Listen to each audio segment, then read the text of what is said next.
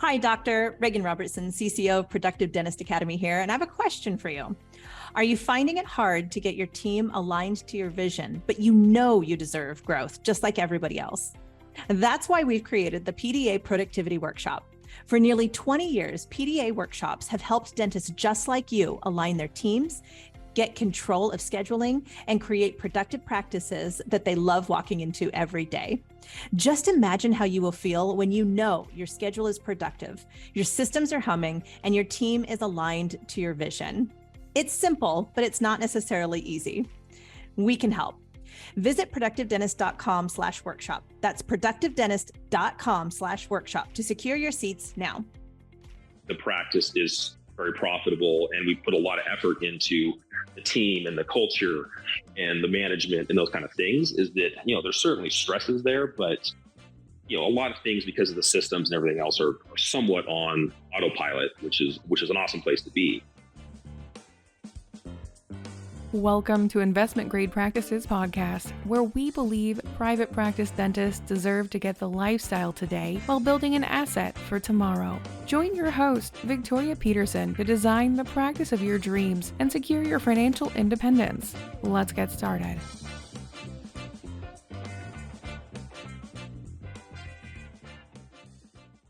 Welcome to another episode of Investment Grade Practice. I am so thrilled to be here today with Dr. Clint Euse from Carson City, Nevada. Welcome, Clint. Well, thank you, Victoria. It's great to be with you. You are one of the nicest, kindest people I have ever met, and you are such a badass in the operatory and in business. Well, wow. Well, thank you. I appreciate that. We don't have to get into the details, but you've been producing over $1,000 an hour for I don't even know how many years now. Do you? Yeah. Well, gosh, probably, 8, 9 years, something like that. Is that it's interesting. I was just thinking about this morning. We started our journey, when I started in practice and joined the practice that I currently own.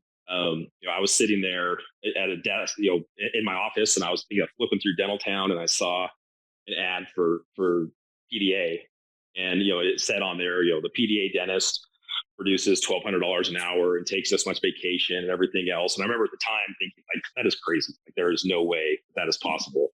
I think I was producing $450 an hour at the time, and so I guess just ironic in the fact that now. I'm kind of 1,200, 1,300 plus in hourly production. And it's just kind of hard to believe that, and it seems, I don't want to say effortless, but it doesn't seem overwhelming. And, so it's just kind of fun to look back at where things started. Yeah, it's amazing. When we jumped on the phone, I said, how is it that you have Mondays available for podcasting? And your response was? Yeah, I don't work Mondays.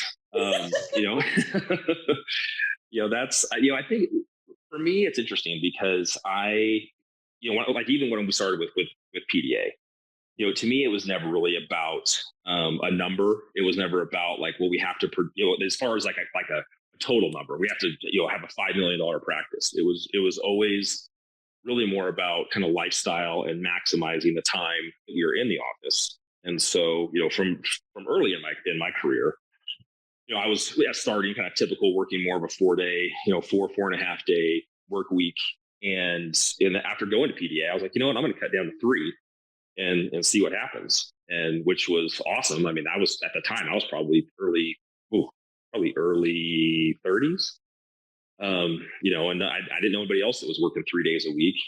But because of that, we had to get really good at focusing on our hourly production. And so, that's always been something that's been important to me. I have 2 boys. My wife and I have 2 boys. Kelly, she's a dentist as well. And, we've always looked at more, how does dentistry kind of fit around our lifestyle? And that's been super important to us to not be kind of consumed and always at the office. And so we work a pretty awesome schedule at this point. I love it. So talk to us a little about because Kelly works in your practice, right? Correct. Yes. How do you set up your schedule? Well, so we like I said, we have 2 boys, and so we feel it's important that we spend as much time with them as possible. And so we actually alternate or kind of have a staggered schedule where Kelly's in the office on Mondays and Thursdays. And then I'm in the office on Tuesday, Wednesday, and then usually every other Thursday is when I come in and do some of the bigger cases and things like that. And so, which is something that we're super blessed and appreciate about dentistry, is that we've been able to still kind of have our professional careers, but have that time where, we can take the boys to school, pick them up from school, be involved in their sports and coaching and those kind of things. I love it.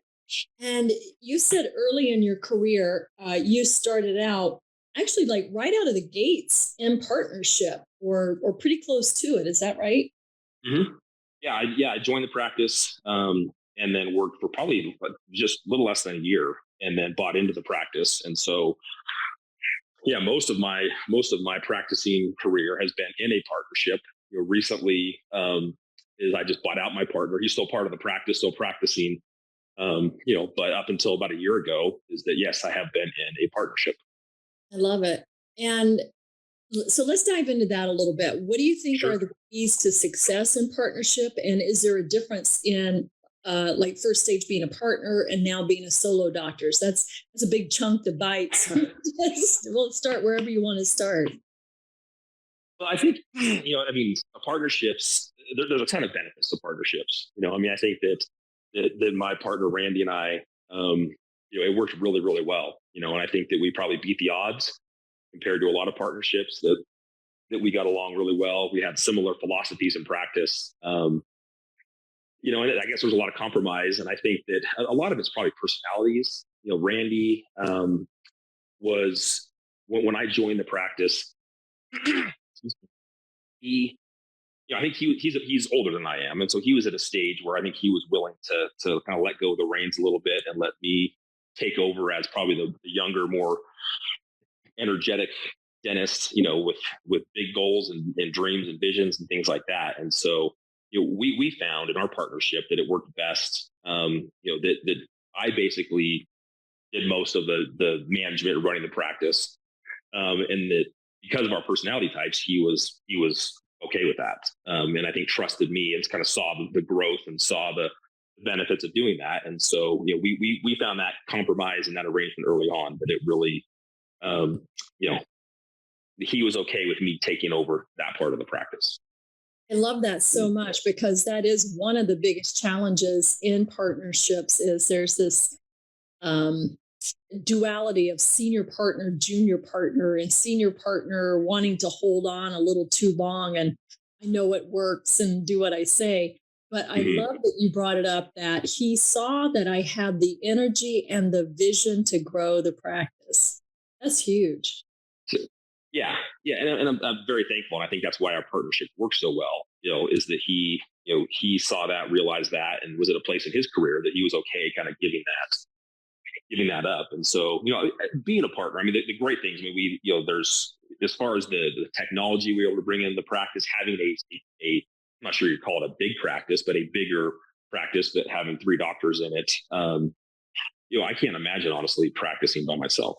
Is that, it's being able to take more vacation, more, kind of revenue in the practice to have better technology and things like that. I would have a really hard time, and also just kind of the camaraderie of having other dentists in the office. It's great having people in the office that you can, run things by. If you have a tough case, or you have a great case, or you have, a crazy looking x-ray or anything, it's just nice to have other people and other dentists in the office that you can bounce things off of. So I've always appreciated that. Well, it has been wonderful watching you. We've been a small part of your journey for 10 years, and you and Randy really do seem to complement each other clinically. And you're both very astute. You're both very comprehensive. You seem to have a hunger to stay on the edge. Are you still doing amalgam fillings or? Gosh, I can't imagine. The last amalgam I did was in dental school, and and I think that's one thing we always shared was our appreciation for technology and what that would do in our practice. Randy, he had the first CERT machine in Northern Nevada when I joined the practice, and so so he always saw and was excited about technology.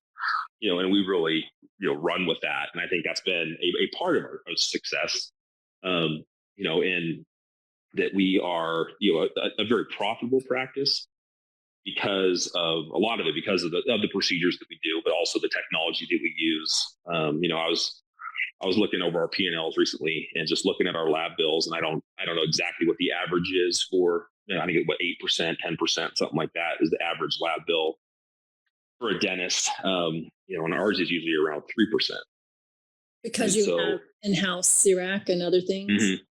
Yeah, just because we do. I mean, I do almost everything with with CIRAC, with implant planning for implants, for obviously the kind of the day-to-day crowns and bridges and things like that. Probably one of my favorite procedures that I just absolutely love is the same day smiles that we do in the office, which is a crazy profitable procedure when you're doing anterior teeth with CIRAC, and not having those big lab bills. And so, definitely having that, the technology in our practice, and that Randy and I being on the same page and not fighting each other over, or both being on board with the technology that we have has been a huge benefit. I love it. A lot of dentists, as you're not even close to being older yet. You're only 44, but there's this wave of unsolicited offers hitting doctors' desks saying, please join our DSO, because we take the headache of management off your shoulders. You don't sound stressed out about managing the practice. Well, I'll tell you, it's certainly been a process, to get to that point. I agree. I think it's a really interesting time that we're in dentistry right now, because you get. I mean, I get in the mail probably every week. I get something from some DSO, or I get probably 10 emails a week about, check this out, and this is how much we'll give you, and so it is an interesting time trying to balance that and try to figure out what's right. What to do with a practice our size. I have chosen, I think at this point, because the practice is very profitable and we put a lot of effort into the team and the culture and the management and those kind of things, is that, there's certainly stresses there, but, a lot of things, because of the systems and everything else, are somewhat on autopilot, which is an awesome place to be. And so, because we've worked so hard to get to this point, like for me personally right now, it doesn't feel the right time to kind of give that up, just because there potentially could be a big payout. And I'm not sure from the dentists that I've spoken with that have sold to DSOs, I've kind of gotten varied opinions, but that the idea that they're going to take everything off of your plate, I'm not sure that's really the reality. You still got to be there in the office. You still have to, there's still, manage your team, because they're not there and they're with you. So, and kind of build the culture and those things that I think that they can't do for you. True.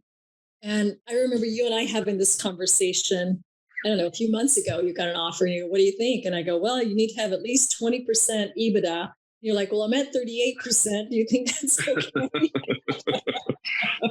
okay? And we don't have to share numbers if you're not comfortable, but I wanted all the listeners to understand you have built an investment grade practice and you're reaping the benefits of that investment. So, there is this tipping point where, as you said, the systems are running, the team culture is in place. It's not totally self-managed, but it's self-governed. You have people around you that you trust, and your profit margins go up and up and up as debt goes down, down, down.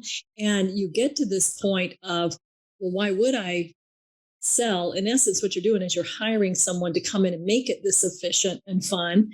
And you're already there, and you get to reap the benefit of this for the next 10 years. You've got 38% margin for the next 10 years. That's far better than a payout, and you're still growing.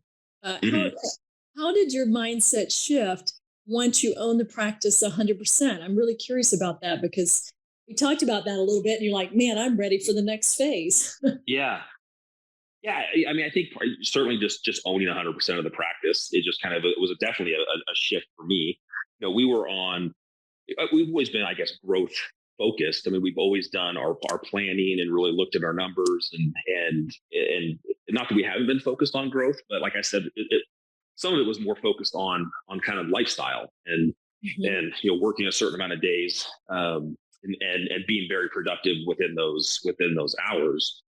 But I guess it's just that change of mindset of now that I own the practice completely, is it just kind of feels like now there's that next step of where do we go from here. And it's been a lot of back and forth, because there are the offers out there, and I've talked with DSOs, and I know I have a pretty decent idea of what our practice would be worth. And just recently have kind of made that decision that we're not going to go down that road right now. And we just had an opportunity to buy the building that we're in. So we're kind of in full growth mode. We're expanding. We're bringing on probably, well, for sure we're bringing on one more dentist this year, and then probably another the following year.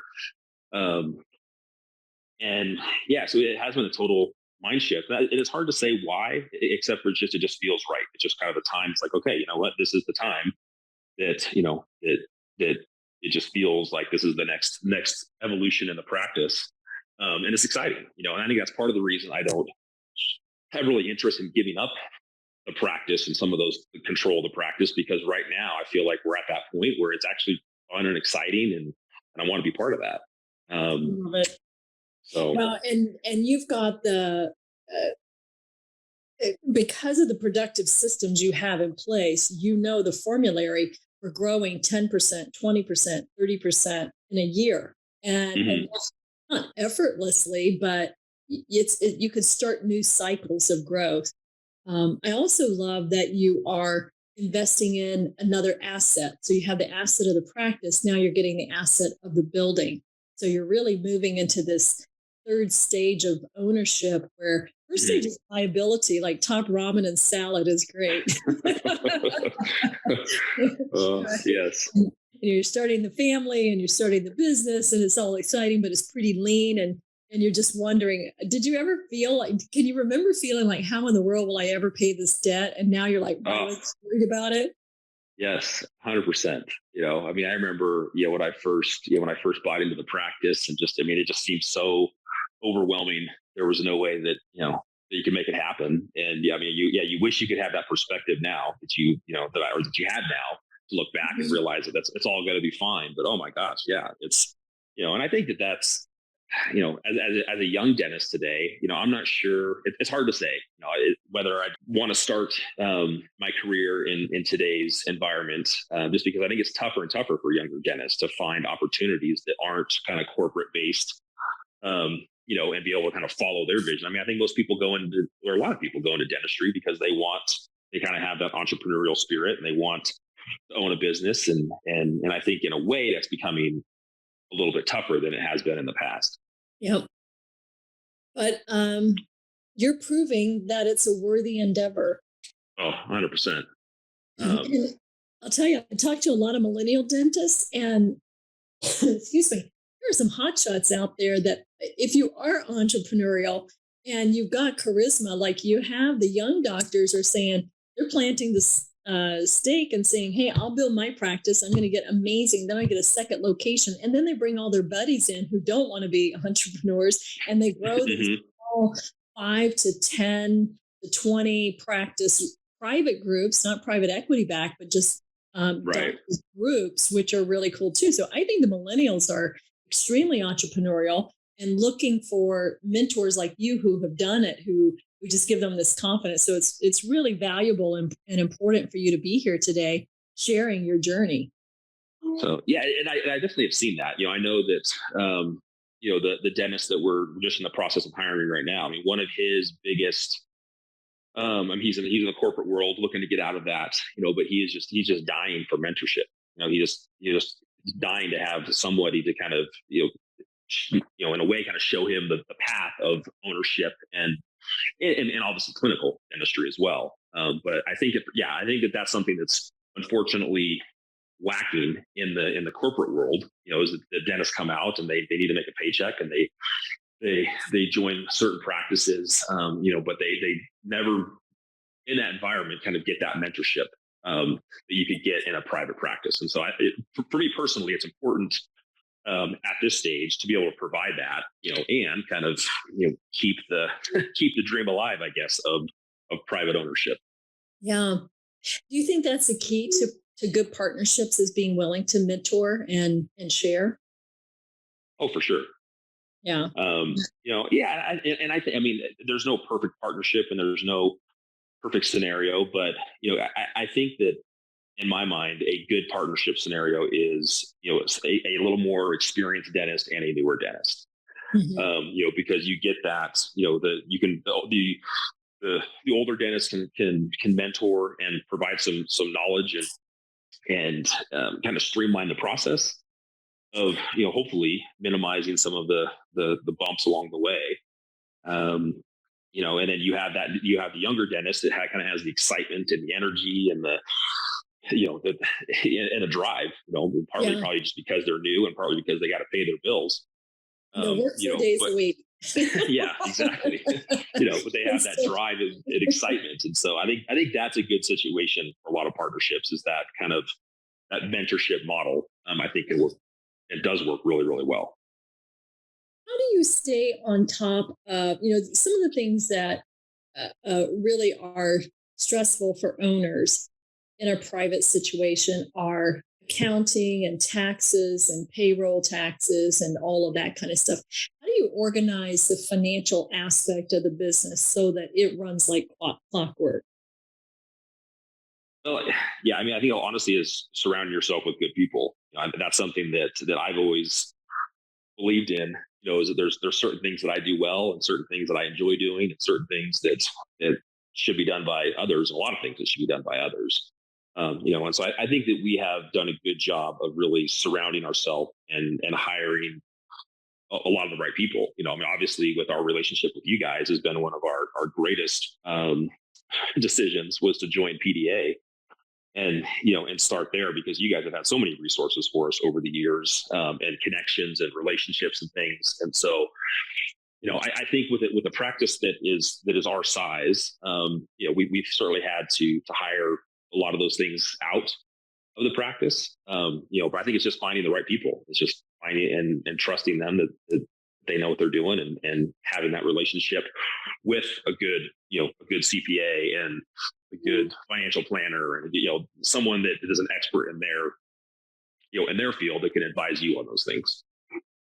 Yeah, and we talk about that a lot. Like, knowing your end goal. Talking to you is so much fun because you're like, I know what my total term is. I know what my financial freedom number is, and I'm working toward that. And if I make this choice to create this asset, then I know that it might take me a little bit longer, but I'll develop a more secure asset and a longer term asset. I mean, it's fun to watch you play the game. You and Bruce seem to be very similar in that way, that business is a game, and you have these internal dialogues with yourself that says, how can I optimize this? And what do I do there? It's fun to watch. Yeah. For sure. Is that I think that the business side of dentistry is something that I've always enjoyed. If there's one thing I would, for the listeners to kind of encourage everyone, is to really understand like the numbers in your business and your personal life. Is understanding. I mean, there's so much clarity that comes from looking at your numbers, understanding your numbers, and then like on the personal financial side, like you mentioned, kind of the total term, and what does that number need to be to retire, and that it's so much easier to make decisions when you have that information.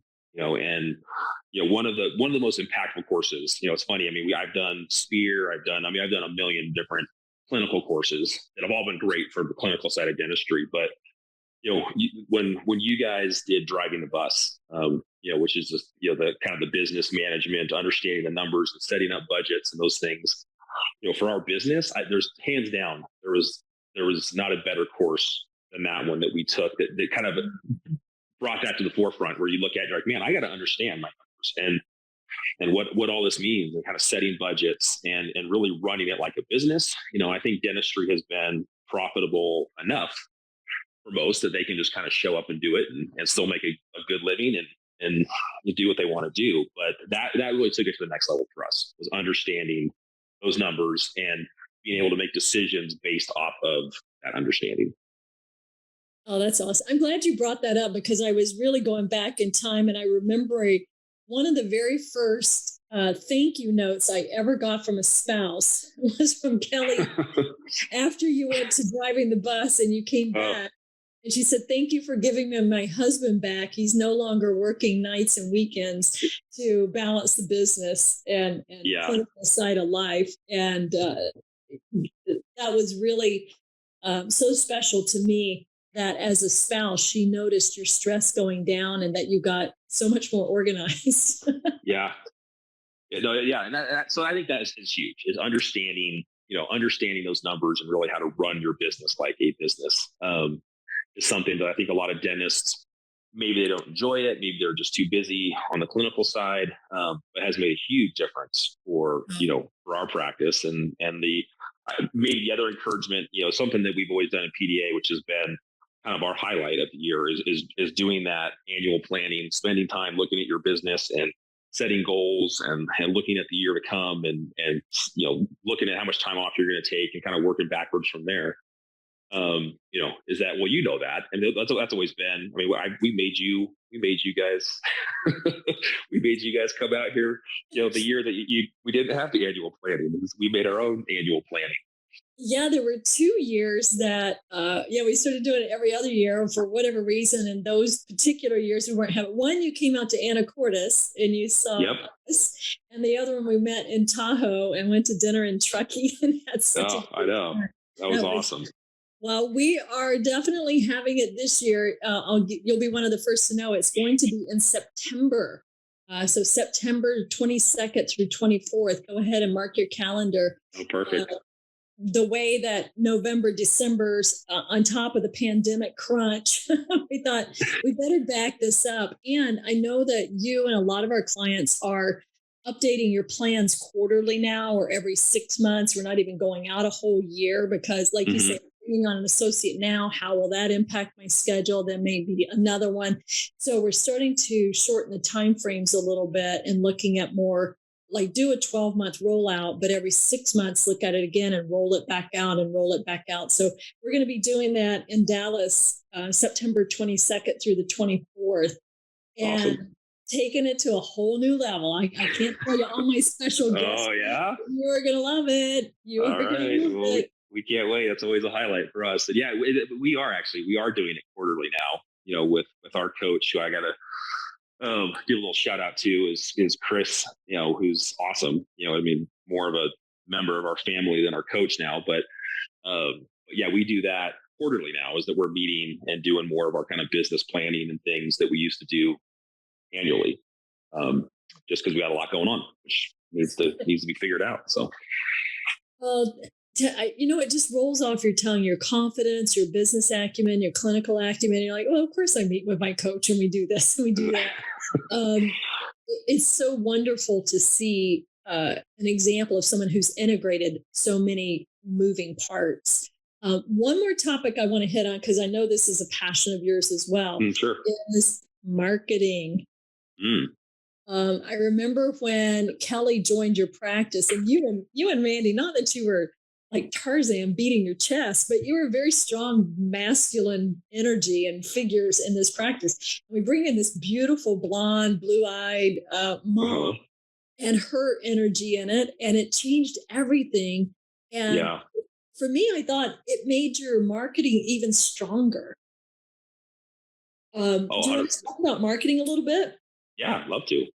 I love marketing. I think marketing, well, yes, I agree with all that, is that one, just having Kelly join the practice, having the kind of a woman's touch and something that, there's a lot of patients out there that would prefer to see a female dentist that, kind of are looking for maybe a little bit different experience, a little softer side and things like that. And so having Kelly join the practice was amazing. And the marketing of that was really fun because it did kind of change our marketing message. From technology and all the things we always did to like, now we have something else that we can offer. And I think marketing is something that maybe most dentists just don't understand the importance of. That's been such a huge part of our business. And I mean, what is the average dentist spend on marketing? I don't even know what's, a Oh my percent gosh, or two. average is such a big word, but let's say that you are a doctor in a heavy PPO environment. You're Mhm. probably dollars out the door spending 0.5% to 1.5%, but you don't realize you're spending 40% in the Sure. right 25 to 40% of unseen dollars with your write-offs. So I think they actually end up spending more than you, but it Mhm. feels less. Yeah. Okay. But yeah, so I mean, our marketing budget is obviously a lot higher than that. I mean, we're probably in the 5%, and easily could go up from there, and probably will go up from there just as we're growing and changing the message a little bit. But yeah, I think marketing is something that if someone is not doing that, they're kind of missing the boat for sure. And that's like kind of the next evolution of our practice. That one of the reasons I am excited to bring on some more doctors and things like that is that I'll be able to cut back some in my schedule, which will be great. Kind of the goal to go to 2 days and really to expand into the procedures that I love doing the most, with implants and the same day smiles and those kind of things. And a lot of those things, I mean, you could do a lot of great internal marketing, which is awesome. But when you start getting into more of those targeted procedures and the higher profit procedures, is you really got to let the world know that you're out there, let them know what you're doing and that you're there to help them out. So, anyway, huge proponent of marketing, and kind of making that shift between, you're right. If you're, when you're signed up with PPOs and you're giving away 20, 30, 40%, off the top, just to get patients in your practice, that money is much better spent, spending 4, 5, 6% of your budget, getting patients in. So, yes. Yeah. And I would say that, in the Reno, Carson City area, I don't think that you're any different demographically than most of America, where insurance is prolific. A lot of people take it. A lot of people feel like they have to take it, but you're a fairly fee for service or indemnity based insurance practice where patients pay their copay, and you're not locked in network, are you? We do have some. Is that we're in Carson City. It's such a that's obviously the capital, and so we have a lot of state patients, and that's kind of our big kind of PPO contract that we have currently. Yeah. But I can say we are very actively trying to distance ourselves as much as we can from that. And it's certainly a process, and probably not the something to discuss today, because there's a lot to that. But there's so much to that. What I love though is that you've made space for everyone, right? You grew the practice beyond one service mix. So I love that you've got a heart for people who work for the state. You can still take care of them and their families. And you have the aesthetic component. You've got Botox, you've got implants, you've got same day smiles. You grew your service mix beyond the insurable component. And it makes it really robust. It makes it economically almost bulletproof. The marketing dollars, as you said, you've got 4 to 6% going external. You're also spending money on team training and internal marketing and all of those things. So thank you for being here today and showing. I wish we had 2 hours. That was a bit fun. If you're there in September, a lot of young doctors are going to come and pick your brain, because being an investment grade leader, you're modeling the way. I want to have you back, and we could spend an entire episode on leadership and what that means to you and how you're raising leaders in the practice. I know your team, and you're not dragging followers. You certainly are inspiring leaders. And Well, thank you. And yes, I would love to talk anytime, and to if I do run into some of those dentists out there, please come and talk to me, because, I feel strongly about mentorship and passing along, not that I know everything, but just passing along what I do know, to anybody that's out there. And I think that that's something, especially at this stage of my career, that I'm probably most excited about, is being able to pass along some of that knowledge, whether it's clinical or business and things like that. So I'm available anytime, Victoria. You just let me know. So, but super appreciate you having me on. It's been fun to share a little bit, and it's always great to spend time with you. You're the best. So, well, thank you.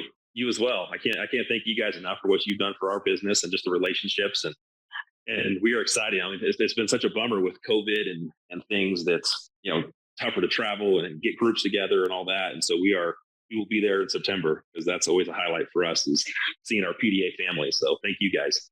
I love it. Thanks so much, Clint. So, well, you're welcome. Thank you.